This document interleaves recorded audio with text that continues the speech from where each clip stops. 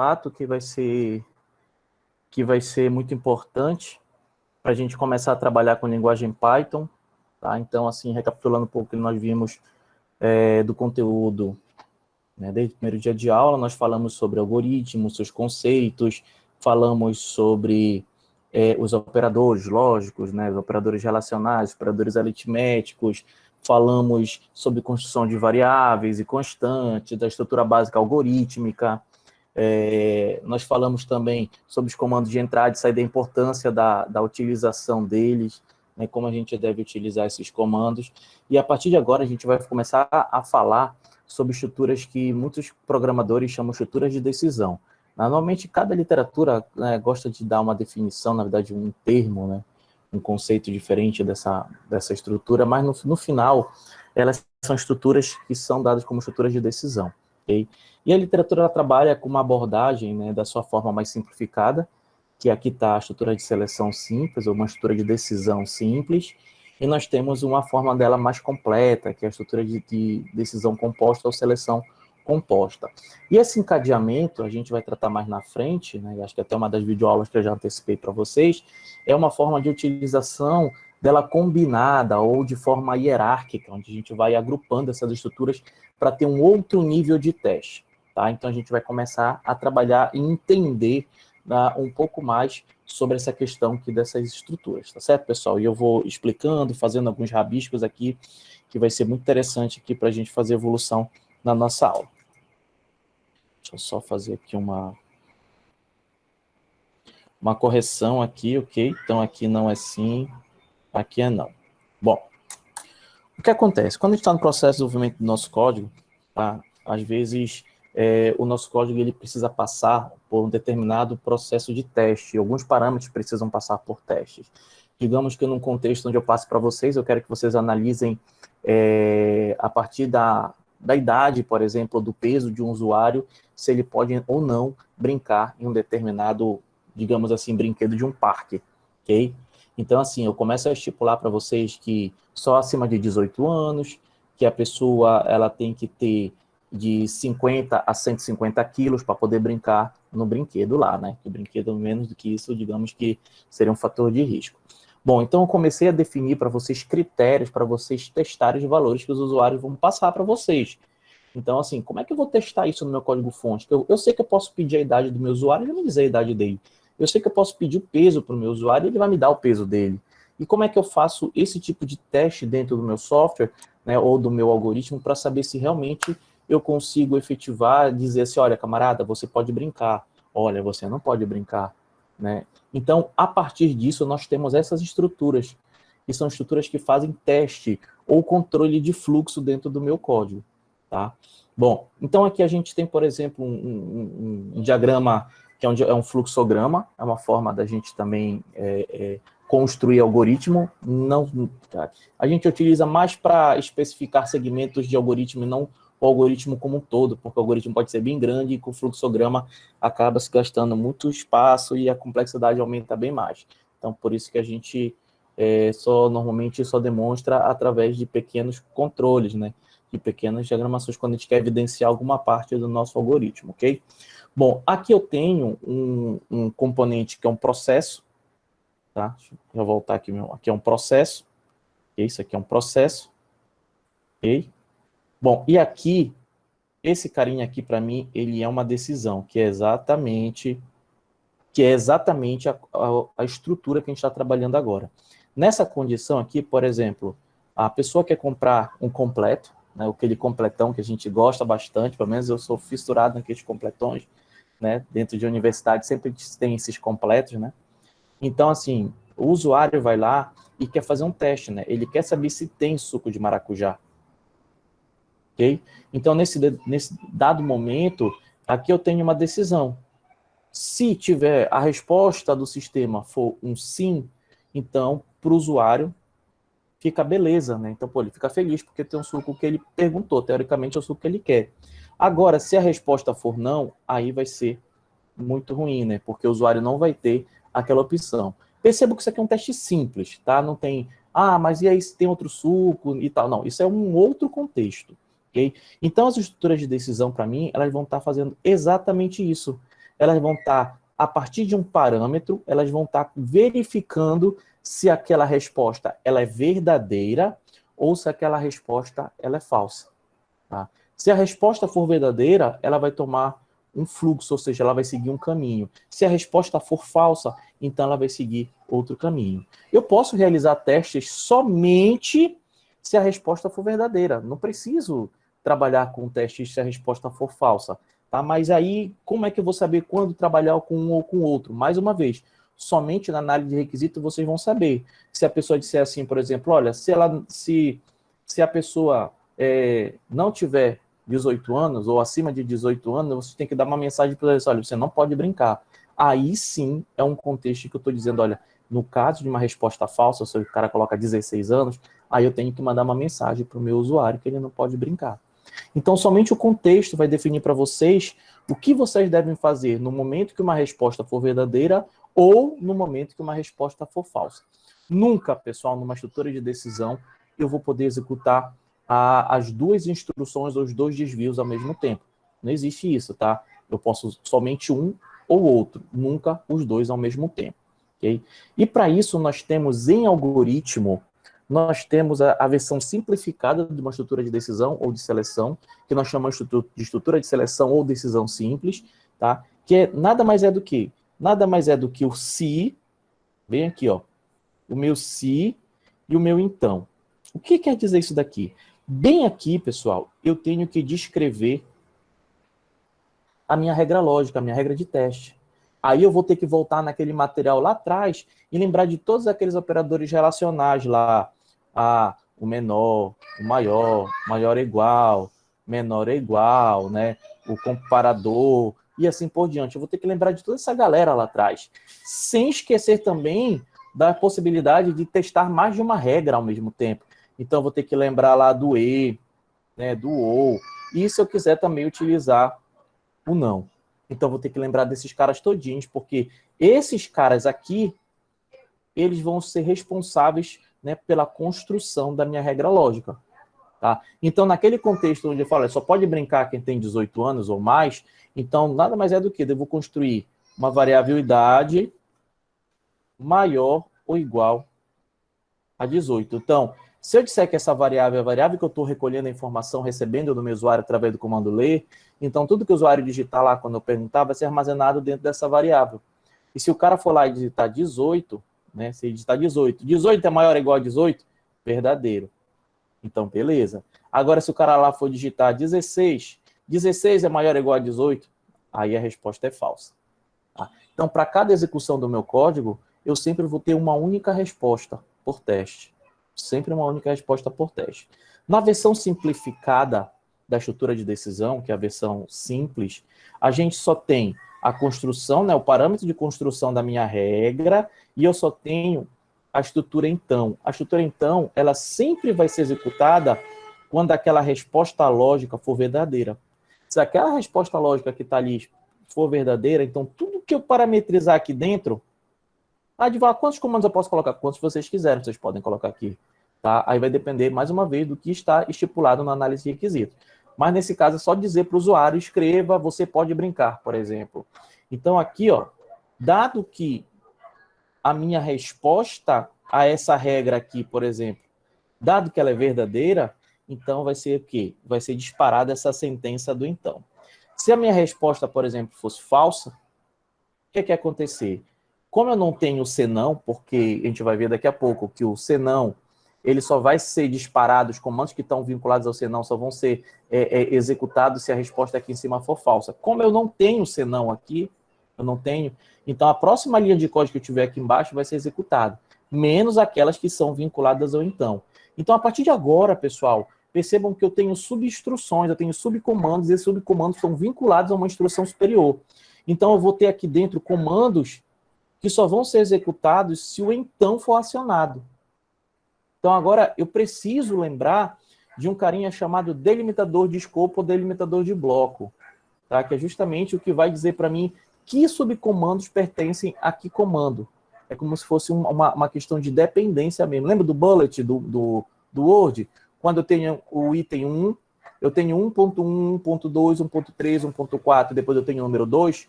Aí eu pergunto, o item 1.4 pertence a quem? Vocês vão dizer a 1. A 1.2 pertence a 1. E a 2? Não, a 2 não pertence a ninguém. 2 é uma outra coisa.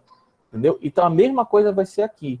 Então, os comandos que eu tiver aqui programados dentro do então, eles só vão ser executados se o então for acionado. Então, o então é acionado e diz, olha, eu tenho esses comandos. E eu vou lá e aciono esses comandos. Se eu não tiver nada aqui dentro, né? Se eu tiver uma linha, vai ser uma linha. Se eu tiver 5, vão ser 5 linhas acionadas. Se eu tiver 10 linhas, vão ser 10 linhas acionadas. Tá? E eu vou ter os comandos que não pertencem, ou seja, que é a continuidade do meu programa, que pode ser qualquer outra coisa aqui embaixo. Nesse contexto da resposta falsa, como não vai executar o então, ele vai passar diretamente para cá, ó, para as próximas linhas que não tem vinculação nenhuma a esse então. Então, como se fosse um salto no meu código e eu vou executar lá embaixo. Neste caso em especial, que eu não tenho a estrutura senão. Ok? Eu não tenho isso aí. A gente chega bem aqui, ó. Elabora um algoritmo para ler um determinado valor inteiro e se ele for menor do que 10, mostre o valor digitado. Tá? Então, deixa eu ver se está aqui, ó. Então, assim, a ideia aqui, pessoal, é eu vou ter que recuperar essa informação do meu usuário vai ter que passar para mim essa informação, e se esse valor for menor do que 10, se ele for menor do que 10, eu tenho que mostrar a informação. Então, vamos lá. Tá? Aqui foi desenvolvido de forma bem simples, claro. Eu tenho a leitura, okay? Tenho a leitura da variável n, a variável n foi declarada como inteira, ó, então está aqui bonitinho. Tá? E depois que eu li a variável n, lembrem que N maiúsculo ou N minúsculo em algoritmo é a mesma coisa, tá? Então, da mesma forma que eu li a variável N, então o usuário que ele digitou foi armazenado aqui dentro. O fato de ele ter sido armazenado aqui dentro, então eu tenho acesso a esse conteúdo, eu tenho acesso ao dado que está aí dentro. Aí eu tenho aqui, ó, se o N for menor do que 10, que era exatamente o que eu tinha lá, se o valor que o usuário digitou, tá? Se o valor for menor do que 10, eu quero mostrar esse valor, eu tenho que mostrar o que está aqui dentro. Tá? Vou ter que mostrar o que está aqui dentro. Então, assim, o que o usuário digitou está na variável n. Aí eu vou construir a minha regra. Se o resultado for verdadeiro do que o usuário digitou, então o que é que vai acontecer? Ó? Eu vou ter bem aqui, então, e o subcomando do então. Aqui eu só tenho uma linha. Então, escreva, o número digitado foi n, igualzinho como a gente brincou lá atrás. Aí pode ser escreva, escrever, eu já disse isso para você, digitar, imprimir, ok? São comandos de saída. Okay? Então, o número digitado foi, e vai mostrar o número para o usuário. Agora, percebam o seguinte, esse então aqui, ele só vai ser executado se essa regra aqui der verdadeira. Se essa regra aqui der falsa, o que é que vai acontecer? Ele vai pular para a próxima linha, depois das estruturas do então, que é o fim do meu código-fonte. Então, bem aqui, eu tenho o fim do meu código-fonte. Okay? Então, então, se o cara digitar, tipo, 20 é menor do que 10? Não, 20 não é menor do que 10, então a resposta vai ser falsa. Aí ele vai para o final do código, o código acaba. Então, bem aí o código acaba, porque eu não tenho outras instruções aí embaixo. Ok? Então, sempre vai ser tomado dessa forma. Aí eu chego aqui no determinado momento, né? Aí fala assim, ó, esse negócio de delimitador de escopo ou delimitador de comando, tá? Vamos entender um pouquinho desse carinha aí. Por que ele vai ser importante e como isso o Python vai trabalhar com isso. Okay? Então, vamos bem aqui. No exercício anterior, vocês viram aqui, ó, aqui embaixo, que eu só tenho um comando. Dentro do então, eu só tenho um comando. Ó. Tá? Só esse carinha aqui. Um comando, somente um. Tá? Acontece que quando eu tenho mais de um comando em algoritmo, tá? Falando da forma algorítmica, eu preciso criar um carinha chamado delimitador de escopo ou delimitador de bloco. O que quer dizer isso daí? Quer dizer que eu estou cercando os comandos ou subcomandos que pertencem a um comando de nível superior. O que é e esses elementos, como é que eu identifico eles no algoritmo? Eles vão ser identificados através do comando início e fim. Início e fim. Então, por exemplo, aqui, ó, eu tenho o então, tá? Eu tenho o se, claro, e a regra, não existe o então sem o se, evidente. Eu tenho a regra e bem aqui eu tenho o início, ó. Então, eu já me atentei que bem aqui eu vou ter mais de um comando. Okay? E todo início tem que ter um fim. Está aqui o fim dele. Significa que tudo que eu programar aqui dentro, ele pertence ao então. Então, isso aqui é do domínio do então. Isso aqui é do domínio do então. Né? Então, assim, Esses carinhas aqui, para mim, o início e o fim, eu vou identificar ele como delimitadores de bloco, tá? Quando eu tenho apenas um comando, um subcomando, no caso, eu não preciso disso. Tanto é que no exercício anterior, eu não tenho. Eu não tenho o início e o fim. Eu só tenho o comando direto, porque eu só tenho um comando. Mas se eu tiver mais de um, aí tudo bem. Em algoritmo é interessante a gente colocar isso daqui, porque a gente visualmente vai entender quais são os comandos que pertencem ao então.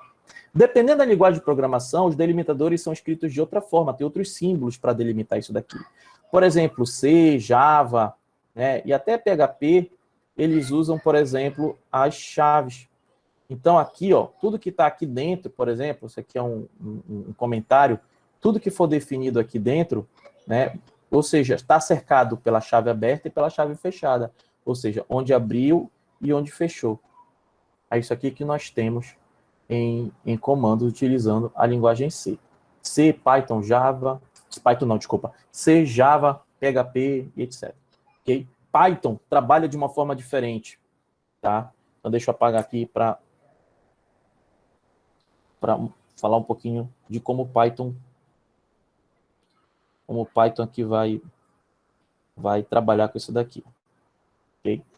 Então, deixa eu voltar para cá. Bom, como nós temos esse carinha aqui em Python? Vamos imaginar que o meu código, tá? A primeira coluna do meu ambiente de codificação é aqui, né? Essa aqui é a primeira coluna.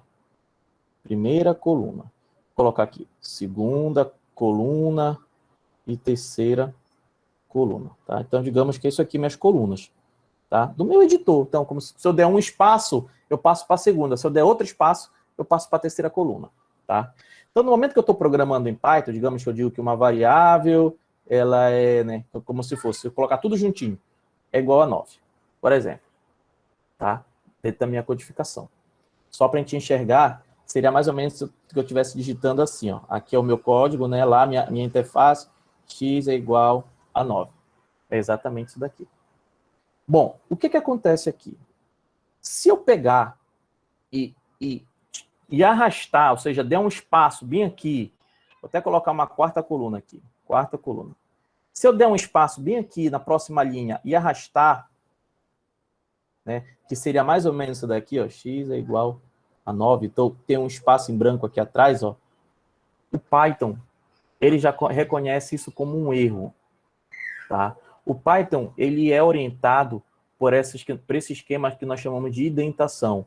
Então, indentar o código, para a maioria das linguagens de programação, é apenas para auxiliar na leitura, né? Isso, claro, deixa o código muito mais agradável e a gente consegue entender a hierarquia entre cada comando e subcomando que tem ali programado. Mas em Python ele vai além disso. O Python também trabalha com indentação para delimitar o escopo, né? Para delimitar exatamente esse escopo de comandos aqui. Então, por exemplo, se eu quero pegar e construir até uma estrutura de condição, então se eu quero chegar bem aqui e colocar assim, por exemplo, digamos que essa aqui é a minha coluna de novo, eu vou dizer if x, se ele vai ser igual a 9, por exemplo, tá? E se eu digitar o meu comando bem aqui embaixo, tipo um print, que é para imprimir, tá? Por exemplo, ele vai dar um erro. Por quê? Porque ele precisa de quê? Ele precisa de uma indentação para poder identificar quem são os comandos do então. Aí na linguagem de programação, o então ele não tem um comando explícito. Vocês nunca vão ler aí um then, como era no Pascal, tá? Mas aqui ele é implícito. Então todo subcomando que vem depois do if já é o então. E neste caso especial, eu vou ter um erro bem aqui. Então esse cara aqui não vai ser identificado, né, como um subcomando da estrutura. Para poder identificar, eu vou precisar fazer o quê? Vou precisar dar um espaço, então vou ter que ter um espaço aqui. Ah, e quantos espaços, Edivar? 1, 2, 3, 4... Pessoal, não importa a quantidade de espaços, o que vai importar é, se eu der 40 espaços aqui, a próxima linha, se ainda for um subcomando, também tem que ter 40 espaços. E a próxima, se ainda for um subcomando, ainda tem que ter 40 espaços. E assim por diante. Tá? Normalmente a gente coloca 4 espaços, até porque respeita muito o tamanho do tab. Aí sim, eu vou poder trabalhar aqui com o Python. Então, o Python tem essa diferença Eu não tenho nada assim, não tenho uma chave, não tenho um parêntese, não tenho colchete, eu não tenho nada assim simbólico ou visual, né, que esteja ali descrito, né, ou escrito, codificado ali na minha interface de programação para dizer, olha, isso aqui é um delimitador de bloco. Então, vocês vão ter que ter muito cuidado, principalmente, e eu falo isso nos vídeos, né, que uma das coisas mais importantes é esse bendito espaçamento. Para quem tem problema de vista, por exemplo, como eu tenho problema no olho, então, assim, às vezes, assim, eu construo meu código, né, claro, já estou acostumado mais com essas questões do Python, né? Às vezes a gente se distrai e esquece de dar um espaçamento correto, aí fica 4, depois a gente, sem querer, em vez de colocar 4, coloca 3, aí naquela leitura rápida, a gente pensa que está todo mundo alinhado, mas na verdade não, na verdade tem um que está desalinhado, mas por sorte, o próprio Python, o interpretador de comando do Python, ele consegue alertar a gente, e a gente vai brincar bastante com esse interpretador de comando dele. Tá? Então isso a gente consegue, de fato, brincar, e ele consegue indicar com maior precisão de estar um erro, e até indica se é um problema de indentação, se é um problema lógico, se é uma variável que nunca foi inicializada. Então, isso a gente acaba vendo dentro da linguagem Python. Okay? Então, assim, só para a gente ter essa noção, tem linguagens de programação que usam elementos, né, símbolos, né, como chave, a maioria delas usa chave, né, Pascal, Delphi, quem chegou a programar com esses dois, usa o similar dele, a tradução dele do inglês, do início e fim para inglês, né, begin and end, tá? Mas hoje em dia quase a gente não trabalha mais com essas linguagens. E o digníssimo Python trabalha com a indentação de código para poder delimitar seus blocos de comando. Então a gente tem exatamente isso daqui. Okay? Um exemplo aqui em algoritmo, como a gente tem aqui o início e o fim. Por que eu tenho início e fim? É o mesmo exemplo, né, do valor menor, só que aqui está mostrando, além do valor, está mostrando que é menor do que 10. Então, aqui a gente tem esses dois carinhas aqui. Né? Então, o fato de eu ter dois subcomandos, então eu preciso do início e eu preciso do fim. E se essa regra de var desse falso? Se essa regra desse falso, então você não ia pular para cá. Como não tem comando mais depois do fim, e o meu código ia encerrar bem aqui. Então, bem aqui o meu código teria aquele erro, né? Aquela finalização, e aí o meu código encerraria. Aí, se eu quiser incrementar e colocar, olha, o número que você for dito, aí eu preciso usar uma outra estratégia. Aí eu vou precisar utilizar, antes de a gente voltar para esse exercício aqui, eu vou precisar utilizar uma estrutura dessa aqui completa. Tá? Vou precisar trabalhar com uma estrutura de decisão composta, que a gente chama, né? Ou seleção composta, que aí é a presença do se, do então e do senão. Então, são os três carinhas que eu tenho aqui. E uma coisa que eu quero deixar bem claro para vocês. Só existe o se então, tá? Ou o se, então, senão. Esse vai o se senão. O pessoal não tem o se senão, tá? Isso aqui não existe. O se senão não existe. Então, tomar muito cuidado no momento que eu estiver programando. Bom, e esse carinha aqui, o se então, se não, ou seja, é o meu fluxo completo. Eu tenho uma decisão a ser tomada, se a minha decisão for verdadeira, eu vou para um lado, e se a minha decisão for falsa, eu vou para o outro lado. Agora eu tenho completo aqui. Agora eu consigo, né, vislumbrar dois caminhos, duas possibilidades para o usuário. Por exemplo, o usuário pediu um número e digitou uma letra. Aí eu digo, olha, a informação que você digitou está incorreta, porque na hora do teste vai dar falso, e também aqui eu posso mandar uma mensagem para o meu usuário. E se ele digitou de acordo com o que eu especifiquei, que eu tenho um outro processo para o meu usuário. Uma resposta do cálculo ou alguma coisa assim, que vá, né, estar de acordo com a regra que vocês construíram aqui. Então, mais importante agora é entender que eu tenho que elaborar essa regra, claro, da melhor forma possível, tá? Para que eu não tenha erro no momento da execução desse teste. Se eu construir uma regra que tenha falhas, por exemplo, ou que deixe passar algum parâmetro, tá? Então, aí, pessoal, aí eu vou ter erro, posso ter erro na execução dos meus desvios. O que poderia, por exemplo, ser verdadeiro acaba indo para o falso, o que poderia ser falso acaba indo para o verdadeiro. Tá? Um exemplo disso daqui, ó. Deixa eu limpar bem aqui. colocar aqui do lado como a gente pode se atrapalhar com as regras.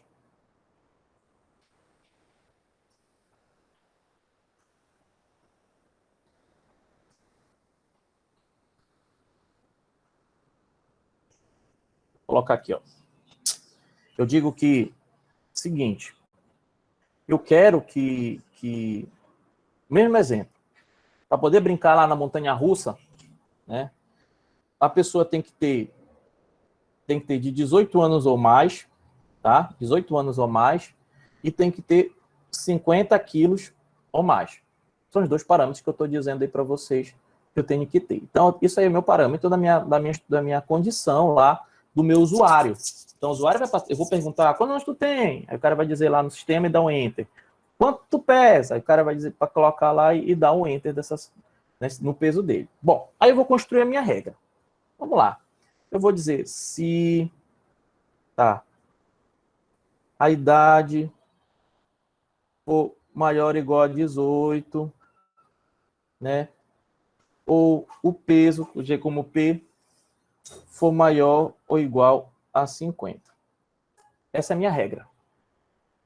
Beleza? Aí eu vou fazer os testes. Eu vou digitar minha idade, tá? E eu vou digitar meu peso. Bora ver se eu vou passar, se eu posso brincar lá na montanha-russa lá. Bom, a minha idade é maior que 18? Pô, é maior que 18. Então, beleza, né? Então, verdadeiro, né? E o meu peso é maior que 50? Porra, meu peso é maior que 50. Então, verdadeiro e verdadeiro. Então, verdadeiro ou verdadeiro vai me dar o quê? Verdadeiro. Então, perfeito. Passei, né? Bora fazer outro teste. Falar, então tá perfeito aqui, já tá passando, então atendeu, fechou o programa, só constrói o comando de você pode brincar, você não pode brincar e acabou. Tá, bora testar. Aí agora eu vou colocar o seguinte. Vou colocar aqui, então, uma idade. 40, continuar com os 40. Só que o peso agora, vou colocar 30. Bora ver se eu posso brincar. Idade é maior que 18? É maior que 18, verdadeiro. Peso é maior ou igual a 50? Não, peso não é maior que 50. Então é falso. E se eu lembrar da minha tabela, o ou, basta ter um verdadeiro para o meu resultado ser verdadeiro. Então, bem aqui, eu tenho erro na minha construção da minha regra lógica. Então, a pessoa tem 40 anos, mas não tem o peso acima de 50. O fato de eu ter utilizado o ou aqui permitiu que a pessoa brincasse e colocasse a vida dela em risco, por exemplo, no meu brinquedo, lá na montanha-russa. Então, eu tenho que tomar muito cuidado no momento que vocês estiverem construindo as regras lógicas, não é só construir, é testar, pensar nas possibilidades para realizar os testes, para poder realmente ter certeza do que o que vocês parametrizaram ali está atendendo ao solicitado, principalmente as restrições. Quando a gente faz análise de requisitos, também a gente colhe muito das restrições, o que pode e o que não pode o sistema fazer. Ou o usuário, né? O usuário normalmente sempre vai tentar fazer alguma coisa e vocês têm que colocar essas restrições no próprio sistema. Então, aqui, o melhor cenário é a utilização do conector lógico E. Porque o E, ele só vai ser verdade se os dois aqui forem verdade. Se esse cara aqui for verdade, é verdadeiro, e esse cara aqui for verdadeiro. Se essas duas respostas lógicas aqui forem verdadeiras, somente nessa situação, o meu resultado vai ser verdadeiro. Então, eu não posso usar o ou aqui, eu tenho que usar o e. Então, nesse caso aqui, ia ser verdadeiro e falso. Então, como é verdadeiro e falso, se eu estiver utilizando o e, vai me dar como resultado lógico falso. Então, por isso que eu digo assim, pessoal, tem que tomar muito cuidado, né? Esse é um momento muito importante, que é o momento que a gente começa a construir os desvios, né, os fluxos do meu sistema, ou do sistema que está sendo implementado. E construir a regra lógica, realmente não é um processo trivial. Quando é uma regra, né, 2 regras, 3, mas às vezes a gente faz ali um teste com múltiplas regras. Aí, às vezes, para a gente não encadear, que é embutir uma estrutura na outra, que dependendo do tamanho desse negócio, vocês vão ver que elas pode ficar gigantesco, então os conectores lógicos vão me enxugar isso. Vão me colocar em uma única, né, uma única condição, vários testes simultâneos. Aí eu vou ter que usar os parênteses, eu vou ter que utilizar para definir o que é prioridade sobre quem, né, e verificar a melhor forma de inserção dos meus conectores, o que é realmente importante, o que deve dar verdadeiro, né, ou de ambos os testes, de ambos os lados dos meus testes. Então, isso tudo vocês têm que tomar muito cuidado no momento da construção dessa regra lógica. Um erro aqui, vocês viram, o sistema de vocês pode falhar. E nesse caso, por exemplo, é um sistema acessível, por exemplo, uma pessoa brincar na montanha-russa, né? Então, digamos que o brinquedo tem uma restrição mesmo de peso. Olha, então a pessoa tem menos, sei lá, pode escapulir, passar por baixo, sei lá. Então, assim, a gente tem que tomar muito cuidado no momento que a gente estiver programando aqui com as minhas regras lógicas, tá? Então, a construção delas, a gente sempre deve ficar bem atento e realizar testes.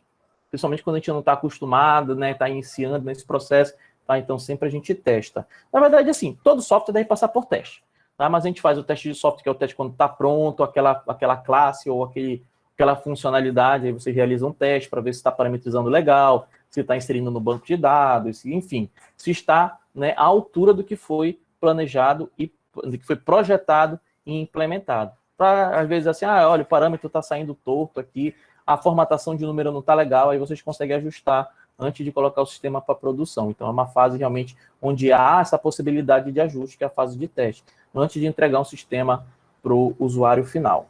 Ok? Então, por exemplo, a gente tem aqui, ó, cria um algoritmo para ler um determinado número e se ele for maior que 50, ou seja, eu vou ter um determinado número, vou colocar bem aqui, né? Eu vou ter um número que o usuário vai me passar, que eu não sei o que é. O usuário que vai me passar esse número inteiro.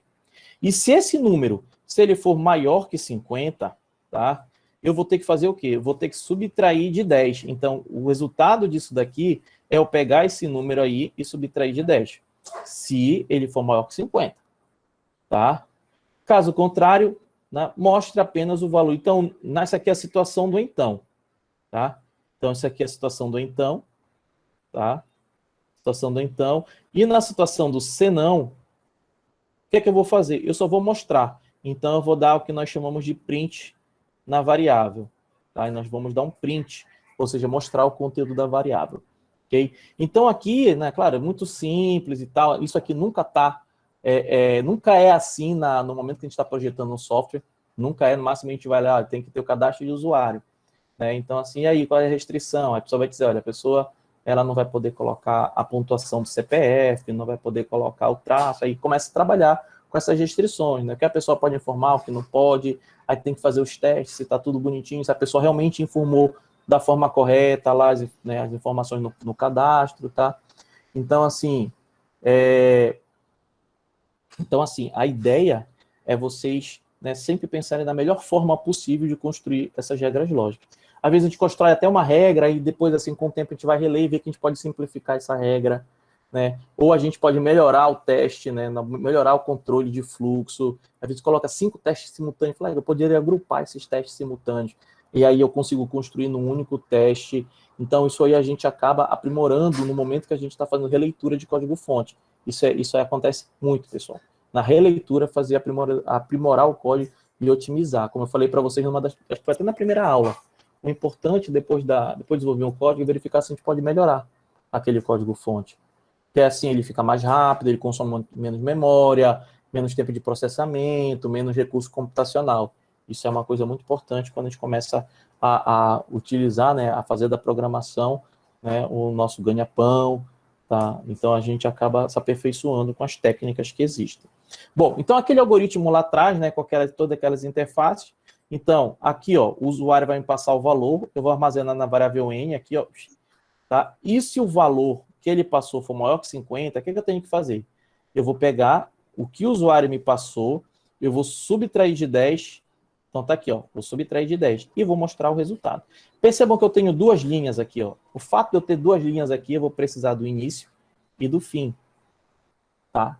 Do início e do fim, porque são dois comandos que são pertencentes ao então, correto? Agora, se o usuário digitar aqui para mim for falso, vai pular aqui para o senão. Aí vai mostrar somente o valor que ele digitou para o usuário. Aí se perguntar assim, e se aqui no senão tivesse dois comandos? Aí eu teria que usar o início e o fim. Eu teria que ter esses dois aqui para delimitar quem seriam os comandos do senão. Então, isso aqui tem que ficar bem claro na cabeça de vocês, delimitar esse escopo, ele é muito importante, tá? Vem para cá. Aí, por exemplo, a gente tem aqui, ó, cria um algoritmo para ler um determinado valor e verifique se ele é par ou ele é ímpar. Faltou um acento ali no ímpar, né? Bom, aqui a gente relembra dos comandos lá atrás, que é o mod, que o mod é o resto da divisão. Enquanto a divisão, só relembrar aqui, para colocar aqui em cima. Enquanto numa divisão, por exemplo, aqui em cima, 4 dividido por 2, 2 para 4 é 0. Enquanto quando a gente usa o símbolo de divisão, ele recupera para a gente quem? Ele recupera esse cara aqui, né? O 2. Se eu fizer assim, 4 dividido por 2, ele recupera o 2 para mim. Agora, se eu fizer 4 mod 2, ele vai recuperar esse cara aqui para mim, que é o resto da divisão. Tá? É uma divisão, só que aqui ele não traz para mim o 2, ele vai trazer para mim quem? Esse resto aqui. Okay? Então, quando a gente trabalha com mod, quando o número é ímpar, por exemplo, vou colocar aqui, ó, 5 dividido por 2, 2 para 5 sobra 1. Então, todo número ímpar, o resto da divisão ele é 1. O resto da divisão ele é 1. Tá? Então, se eu pegar um mod, se fosse aqui em vez de 4, se aqui fosse 5 mod 2, o resultado para mim seria 1. Ele traz para mim o resto da divisão. Ok? Bom, então eu sei que eu vou ter que ler o número do usuário e verificar se ele é par ou se ele é ímpar. E para isso eu vou ter que usar o comando mod. Eu até coloquei aqui, olha, o teste de par é n mod 2, ele tem que ser igual a 0. Então, se o valor que o usuário me informou, né, o resto da divisão dele por 2, se for igual a 0, então o número é par. Se não for, o número é ímpar. Então, aí já fica mais fácil pensar, né, na situação. Então, a primeira coisa que eu tenho que fazer, eu posso chegar bem aqui e dizer assim, ó, algoritmo, colocar par ímpar, ok? Eu não sei quais são as variáveis que eu vou utilizar, vou colocar aqui uma variável chamada valor. Digamos que eu preciso de outras. E eu vou trabalhar, claro, com o número inteiro, para poder definir o par ímpar. Vou deixar um espaço e eu vou ter aqui meu início, okay? Que é o início do meu programa. Então, eu tenho bem aqui, tá? Bom, aí a partir daí eu tenho que solicitar para o usuário. Então, vou lá. O comando que nós vimos é o comando escrever, aí, digite um valor, tá? O usuário vai ter que digitar esse valor para mim e eu vou ter que ler, que vai recuperar o valor que o usuário digitou e vai armazenar nessa variável valor. Okay? Então, já tem aqui a leitura do meu usuário. Agora, eu tenho que pensar o seguinte, bom, agora eu tenho que testar se o que o usuário me passou, se ele é par ou se ele é ímpar. Aí eu vou usar o que eu aprendi agora, que são os comandos de decisão. E como eu tenho a situação para responder par ou ímpar, eu posso usar o se, então, se não, completo. E como é que eu posso fazer isso? Eu vou chegar bem aqui, ó, se, né, o valor que o usuário me digitou, né, a resta de divisão dele por 2 foi igual a 0, se isso aqui for verdade, tá? Se isso for verdade, então, ok, o que é que eu vou ter bem aqui? Escrever par. Se isso aqui for verdade, ele vai escrever par, tá? Mas ele vai, se não for verdade, ou seja, se der 1, porque a outra possibilidade é 1, então vai ser falso isso aqui. Aí eu trabalho com senão. Senão, ok? Escrever, aí eu vou ter quem? Ímpar. Tá? Eu vou ter aqui o digníssimo ímpar. E aqui eu tenho o fim do meu código-fonte. Okay? Um comando apenas. Eu poderia ter feito diferente esse teste? Poderia. Em vez de colocar igual aqui, eu poderia ter colocado diferente. Né? Trocado o símbolo para esse aqui, né? O menor e maior. Isso aí é diferente. Aí eu teria que inverter. Se o valor mod 2 for diferente de 0, então aqui é ímpar, senão vai ser par. Ou eu poderia de colocar o 0 aqui, né? Colocava igual a 0, poderia colocar igual a 1. Se for 1, então é ímpar, senão é par. Então, dependendo do contexto, tá? Dependendo do contexto que vocês tiverem, a forma como vocês imaginam a construção da regra lógica, vocês têm que adaptar esse contexto aqui. Okay? E eu já disse, todo mundo tem uma estratégia diferente para resolver um determinado problema. Todo mundo tem uma estratégia diferente. Ok? Aí tem aqui, ó, outro exemplo. Leia dois números e verifique quais deles, né, é o maior, mostrando uma mensagem de identificação. Assuma que todas as variáveis são inteiras. Então, eu quero saber, eu vou ter dois números aí, tá? E esses dois números eu tenho que verificar qual deles que vai ser maior. Tá? Então, eu vou até fazer mais aqui, porque eu quero fazer umas alterações aqui. Ah, não, senão eu vou perder a tela. Deixa eu continuar aqui, senão eu vou perder a tela. Só um instante. Aqui. Tá, aqui. Para cá. Qual é o maior, né? Então, eu vou ter aqui algoritmo maior.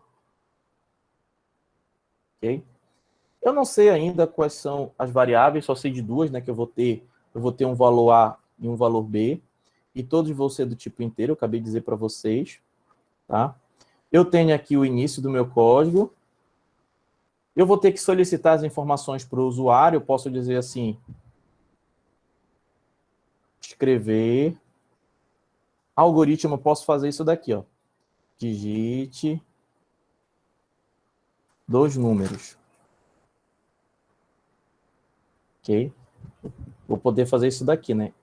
Em programação, eu não recomendo, tá? Apesar de ser possível, mas eu não recomendo. Então, por exemplo, o A, vírgula, B. Então, aqui o usuário digita dois números, quando ele der Enter, vai para essas duas variáveis na sequência que ele digitou. A ideia é essa. Bom, eu quero saber quem é o maior. Então, já que eu quero saber quem é o maior, eu vou chegar bem aqui. Se o A for maior do que B, tá? Aí depende muito, né? Se isso for verdade, então escreva A maior do que B, por exemplo. Agora, se isso aí não for verdade, pessoal, eu teria que ter quem? O C não, tá? Escreva. Vou dar continuidade aqui embaixo, tá? O B é maior do que A. E aqui eu tenho o fim do meu código.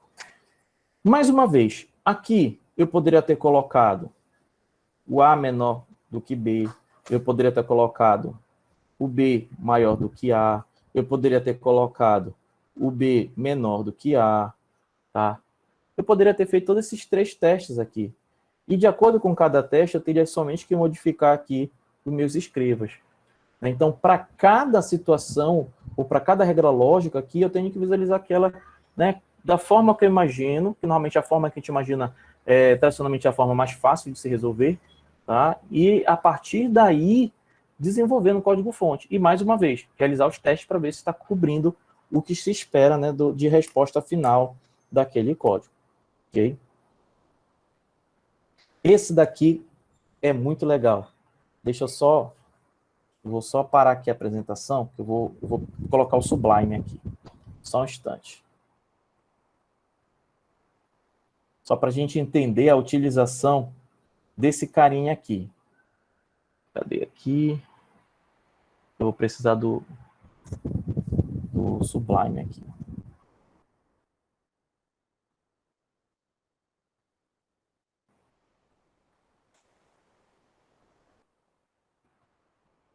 Separar o Sublime.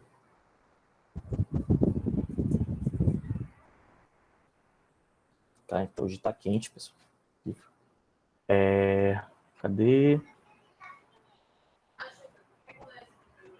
Apresentar uma tela inteira. Só um instante.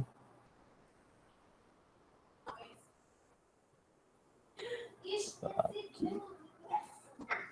Só um instante. Aqui não. Que besteira. Aqui, projeto. Só está perguntando. É isso aqui. Depois eu vou falar. Vou deixar aqui ativo, que depois eu vou falar.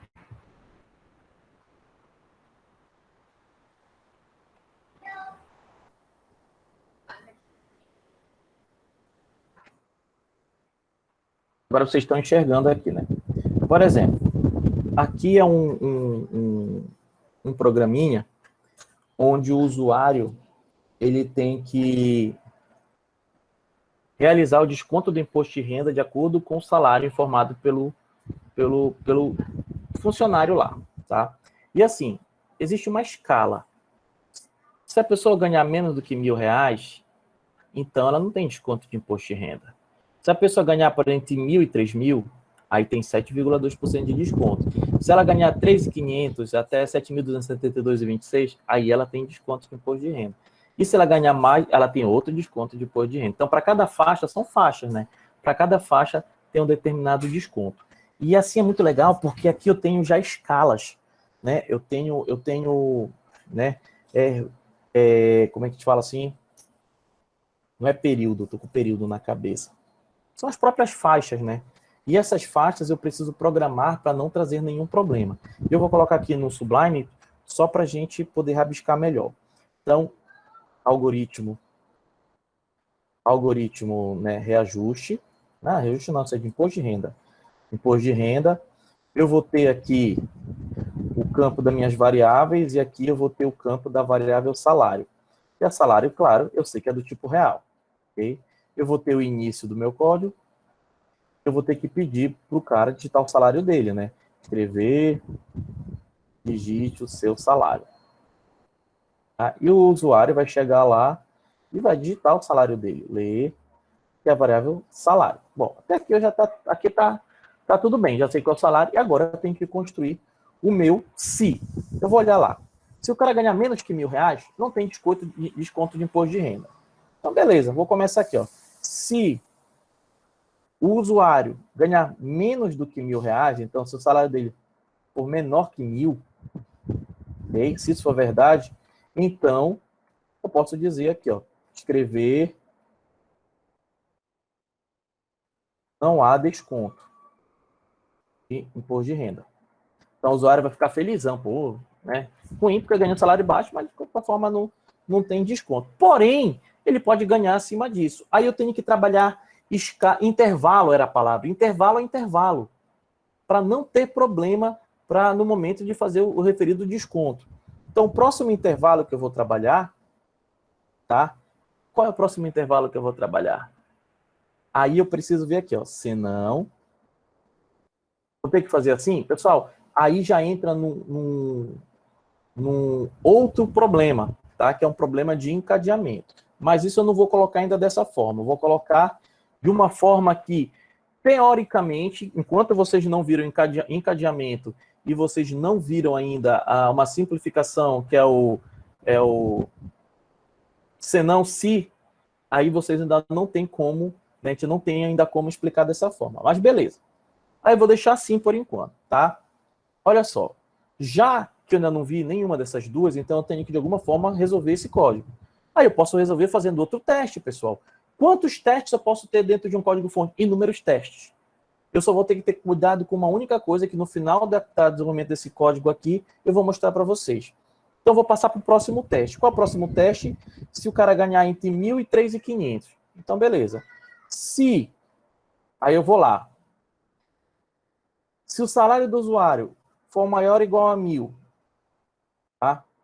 E se o salário desse cara for menor que 3.500, então, o que é que eu tenho que fazer? Agora eu tenho que aplicar o reajuste e mostrar para o cara, né? Falar, olha, agora tu vai ter desconto de imposto de renda. Quanto é o desconto agora? 7,2%. Então, o novo salário desse carinha aqui, cadê a setinha? Vai ser o quê? Vai ser, a gente pode fazer aquela regra lá, então vai ser o salário, né? Que vai ser menos, né? O salário vezes, né? 0,072, tá? Então vai ser isso daqui. Então o salário multiplicado por isso vai me dar os 7,2%. Eu tiro do salário principal, é exatamente o que eu tenho aqui, 7,2%, né? E aí eu posso chegar e escrever, né? Escrever, o que é que eu vou escrever? Salário reajustado ou descontado, né? Eu vou mostrar para o usuário o salário, ok? Então aqui eu tenho o segundo teste. aqui para ficar indentado, bonitinho. Aqui eu tenho o segundo teste. Tá? Mas eu ainda tenho outro intervalo.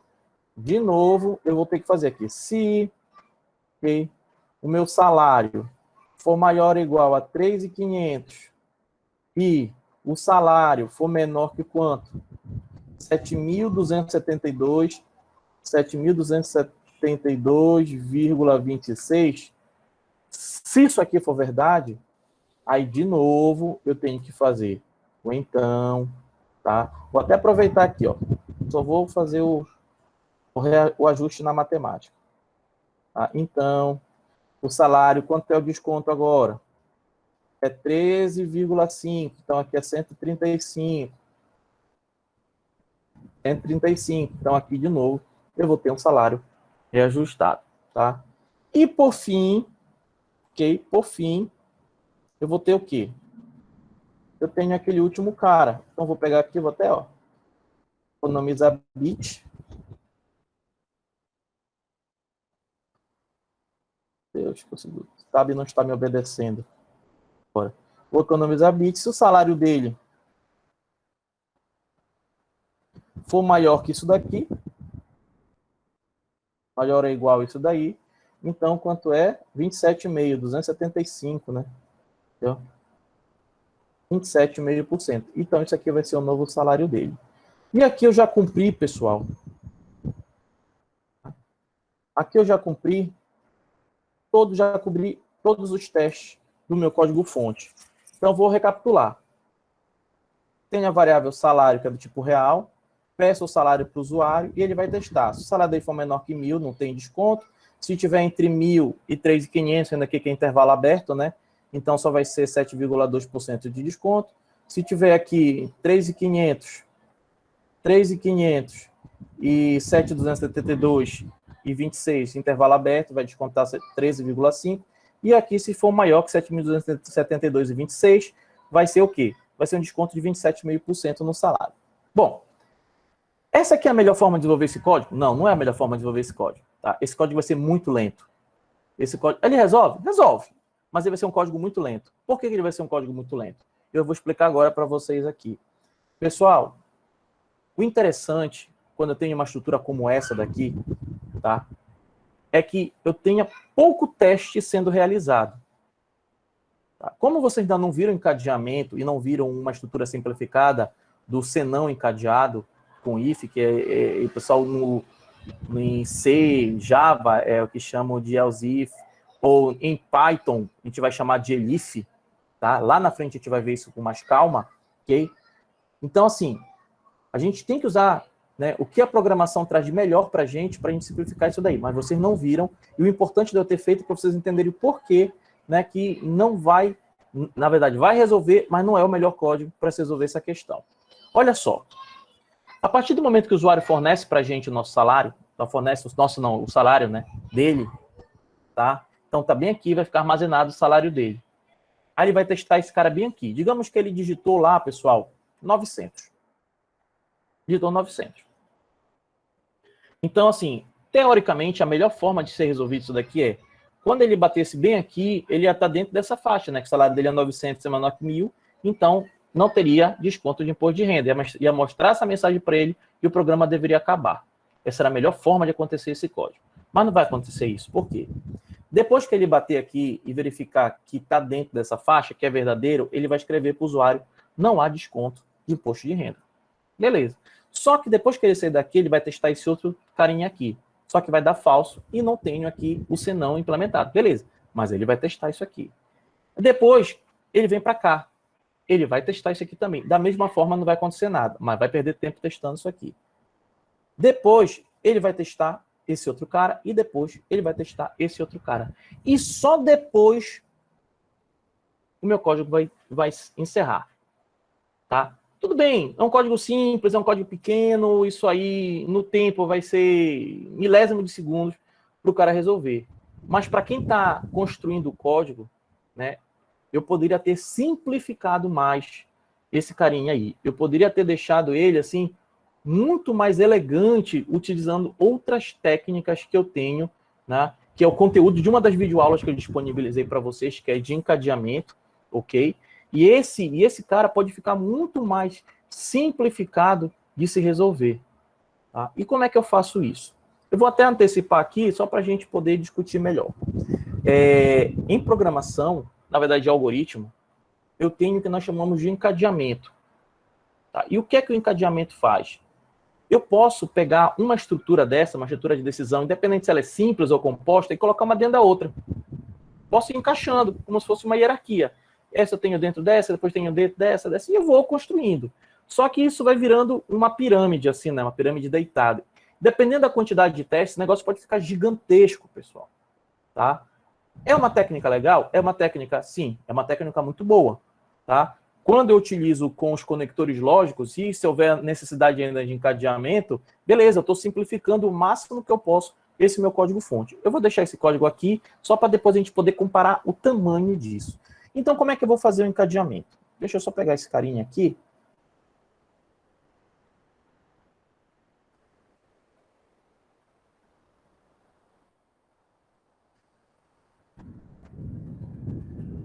Vou copiar.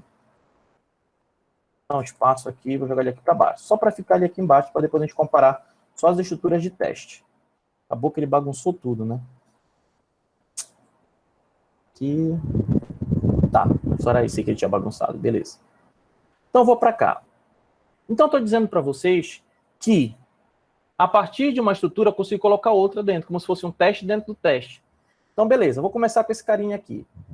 Bem aqui, pessoal, a partir do momento que ele detectasse eu não tenho um salário menor do que 1.000, ou seja, eu tenho de 1.000 para cima, eu poderia ter feito assim, ó, se não, aí eu venho início, tá?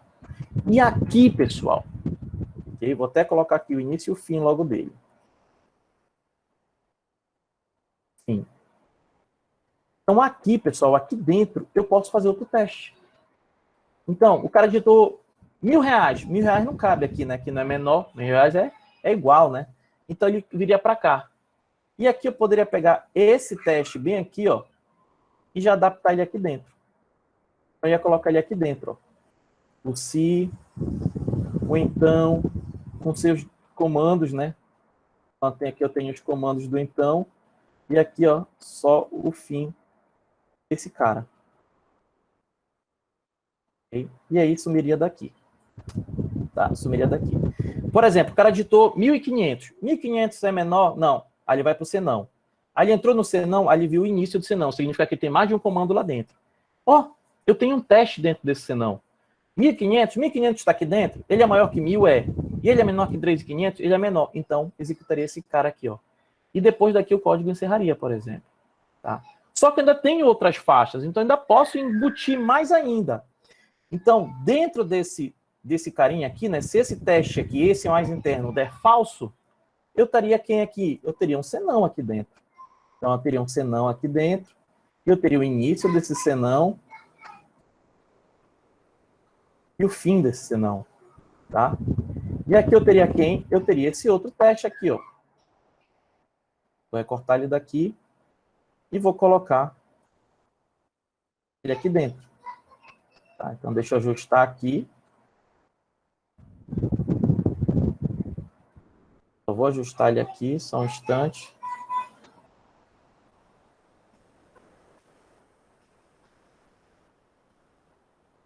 Ok. Esse carinha aqui.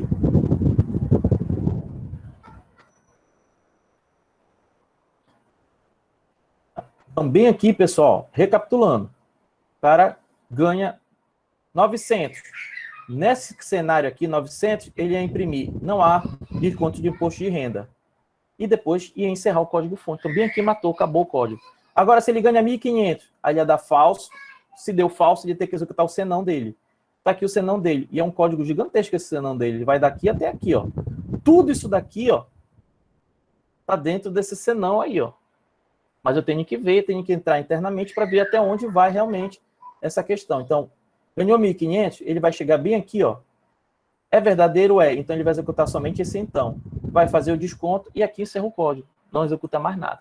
Agora, se o cara diz que ganha 4.000, aí ele vai ter que fazer o quê? 4.000 vai dar falso. Aí ele vai para o senão desse se. O senão desse se está bem aqui, ó.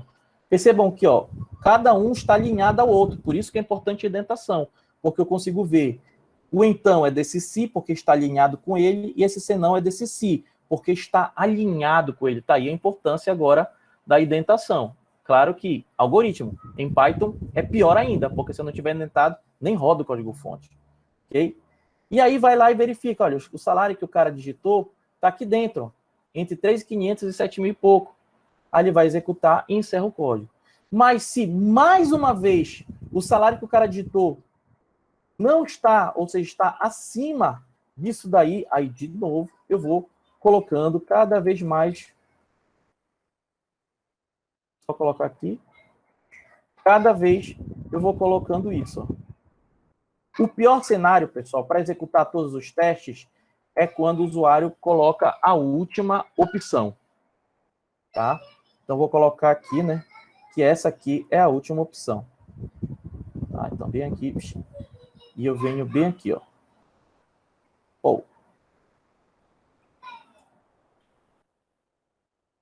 Eu vou ajustar aqui.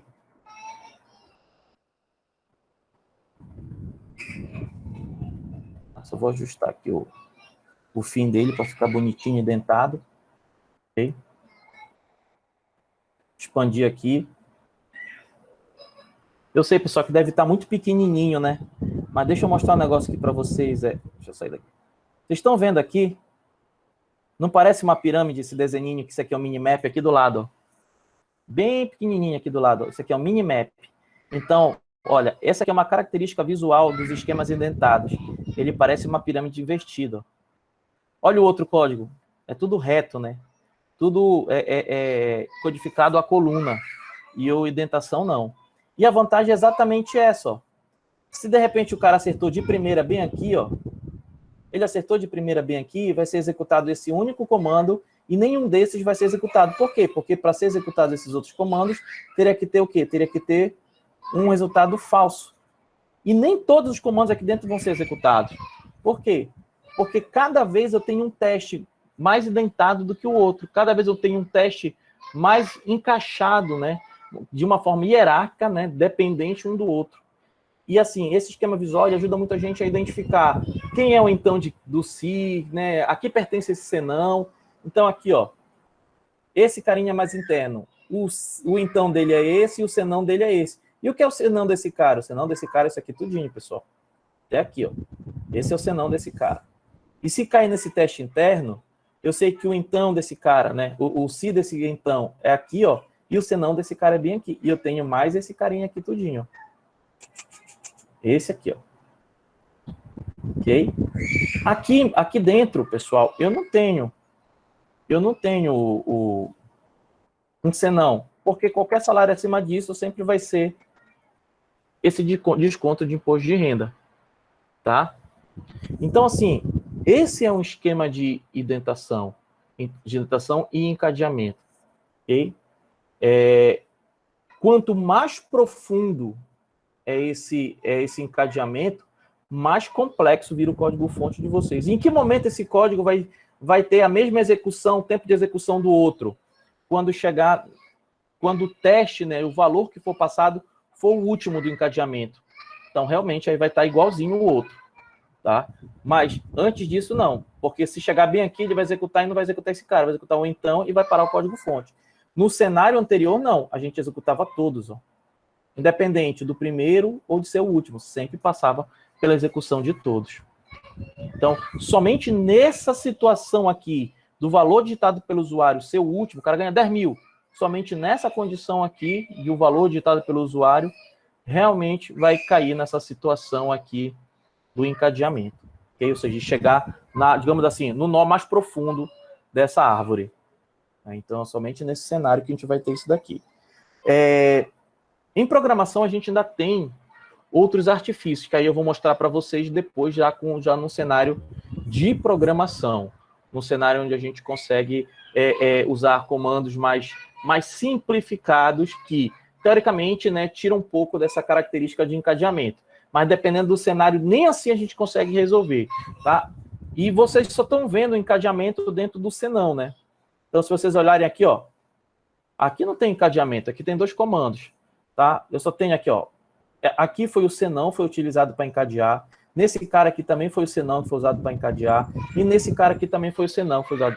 Eu posso ter encadeamento do então? Posso ter encadeamento no então, sem problema nenhum. Aí depende muito do cenário que vocês estão programando, tá?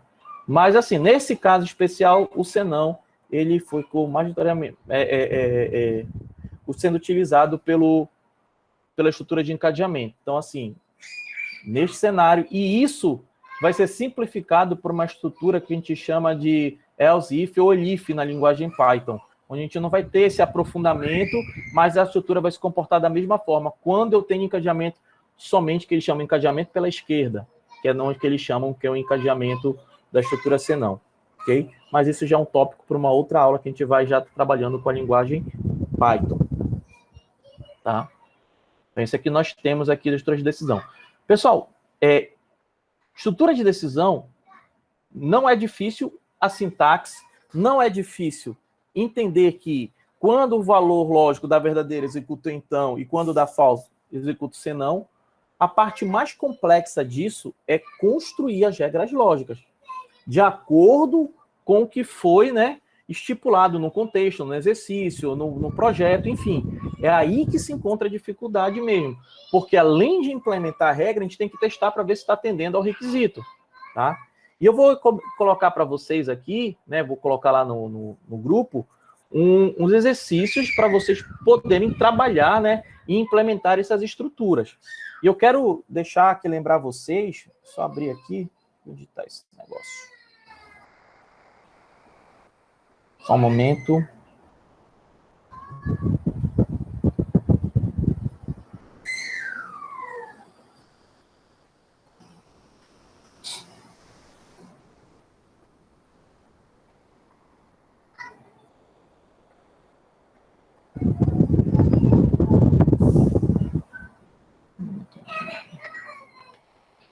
Tá.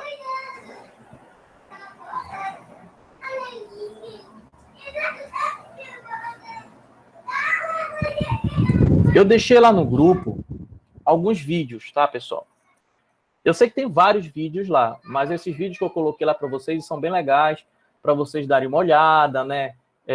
Alguns deles, né? Ah, eu quero usar o Atom, quero usar o PyCharm e tal, e tem um vídeo de conteúdo mesmo lá, que esses que são importantes para a continuidade das nossas aulas. Eu até antecipei aqui falando sobre estruturas de encadeamento, mas lá tem bem mais exemplos, algumas características, algumas coisas que são bem importantes nesse processo.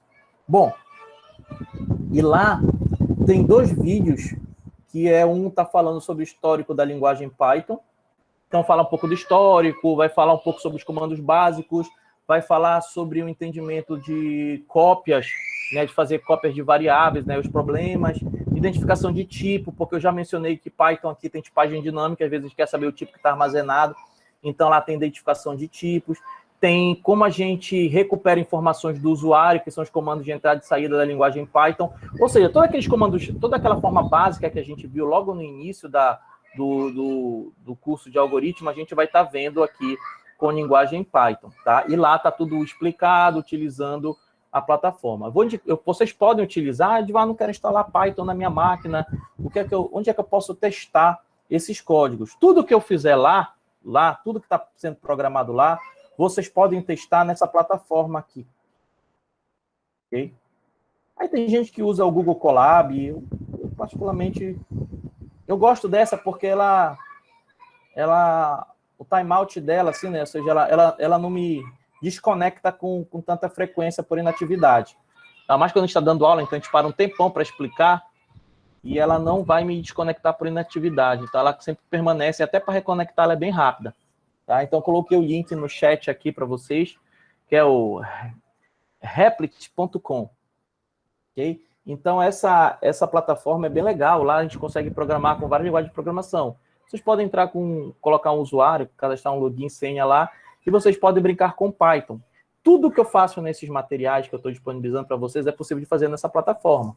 Então, verificar o tipo de uma variável, fazer importação. E as importações, elas são importantes, principalmente quando a gente quer trabalhar com umas bibliotecas bem específicas, entender a importação, nickname, enfim, tem várias coisas lá, tem vários detalhezinhos que eu coloco, né, que isso aí é muito importante lá na frente, né? Eu poderia ter ignorado, eu mandei um material só para mostrar os comandos de entrada e saída e a experiência com Python, né? Mas dessa forma a gente acaba tendo a oportunidade de entender um pouco mais. Por isso que eu fiz ele de forma assíncrona, para não ficar aqui gastando o tempo da aula. Então, assim, vocês têm que acessar esse material, os materiais, experimentar, né? E ter um de encadeamento, que é o último tópico de algoritmo, depois a gente já entra, de fato, em linguagem Python. Então, utilize essa plataforma, essa Replit.com, ou outra plataforma que vocês queiram utilizar, ou mesmo instalar, lá tem o processo de instalação também, tá? Então, assim, eu quero que vocês experimentem, né, e assistam 1, 2, 3 vezes as videoaulas para entender o funcionamento da linguagem Python, principalmente utilizando essas plataformas. Na nossa próxima aula, eu vou estar falando, fazendo a revisão de tudo isso daí, tá? Só que já vou entrar direto em estrutura de decisão com linguagem Python. Então, principalmente, declaração de variáveis, os operadores lógicos e aritméticos, e a conversão de tipos, né? Principalmente quando a gente usa o comando input, que é um comando de entrada do Python, isso aí já tem que estar bem encaixadinho na cabeça de vocês. O resto, ele é muito detalhe, né? Eu vou colocando detalhes e exceções que a gente pode ir encontrando durante a linguagem. Então, essas são as duas coisas que vocês precisam ver dos vídeos que tem lá. Tá? Então, na nossa próxima aula, eu já vou estar falando com vocês sobre, de fato, estruturas de decisão. Oi, quem foi que falou? Fui eu, Alfaia. Fala, Faia. Edivar, tem pessoas que estão começando a aula hoje, né? Aí só é importante lembrar que tem as aulas que foram gravadas, que está disponível também lá no YouTube, né? Isso, é o que eu peguei aqui, ó. Pessoal, lá, eu até coloquei no grupo hoje o link para esse canal, tá? Tá lá no grupo. Então, quiser acessar as aulas, inclusive a de hoje, daqui a pouco vai estar disponível lá também, ó. Então, esse aqui é o link lá do grupo. Tá? Ou então vai lá e coloca Smart, Siri, Canaan dos Carajás, pesquisa no YouTube lá, que vai direcionar para esse canal. Então lá vocês podem acessar todas as videoaulas, né, desse curso de introdução à linguagem Python, tá? Então isso aqui tudo vai estar direitinho lá para vocês, ok? Hoje a aula é só isso, né, das atividades, tá? Cadê aqui o... Vou pegar aqui no grupo.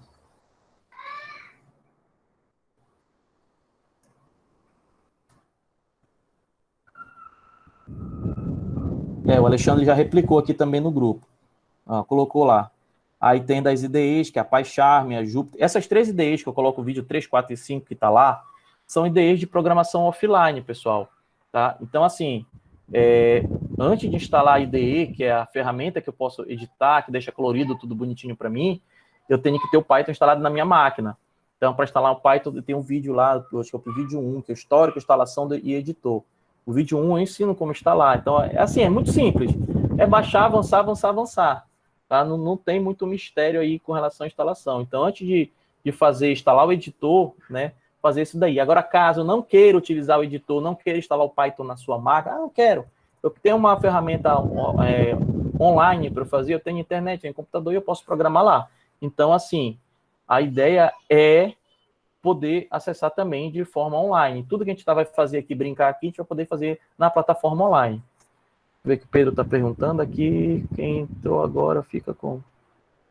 Tá, Pedro, aí quem entrou somente agora, as faltas anteriores, elas não vão ser computadas, tá?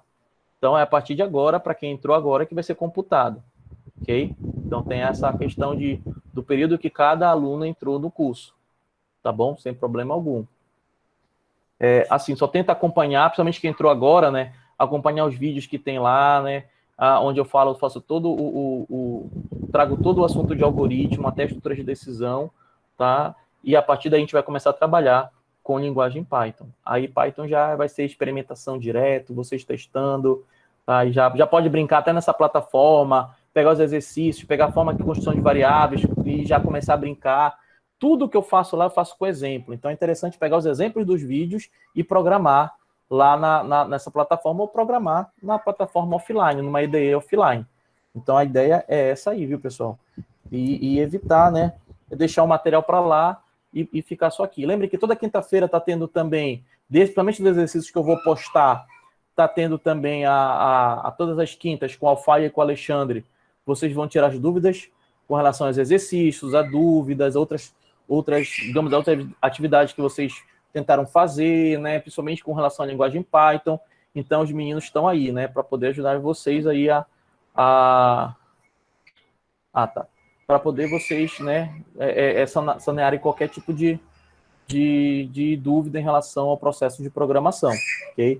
E assim, esse é o primeiro curso, lembrando que esse é o primeiro curso de introdução, depois a gente vai começar a ter novos editais para outros cursos de programação, de linguagem Python. Então, os próximos cursos, a gente não vai ver mais algoritmos, os próximos cursos já vão ser cursos direcionados para a linguagem, então, principalmente para quem já conhece Python, ou seja, vocês, né, que estão aqui participando e outras pessoas que também já têm afinidade com a linguagem de programação. E cada vez mais a gente vai estar propondo novos cursos mais específicos, com módulos, e a gente vai estar sempre trabalhando com isso daí, pessoal.